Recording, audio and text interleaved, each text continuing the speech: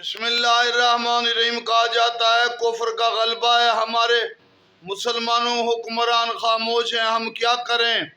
دشمن غالب آ رہا ہے لیکن ہم نقصان اٹھا رہے ہیں، نہ بول سکتے ہیں نہ جہاد کر سکتے ہیں، تو کیسے ہمیں طاقت ملے گی؟ دشمن بہت طاقتور ہے، یہود و نصارہ۔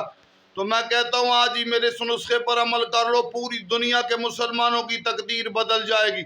چاہتے ہو کفر پر غلبہ تو مولا امام مہدی کو یاد کرو، مولا کی مدد تمہیں بچا دے گی، مولا سے دوری تمہیں مٹا دے گی۔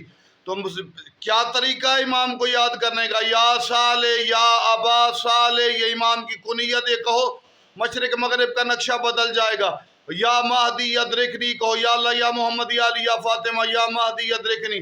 اور اس کے علاوہ کہو السلام علیکہ یا اہل بیت النبوت ومعدن العلم وموضع الرسالہ۔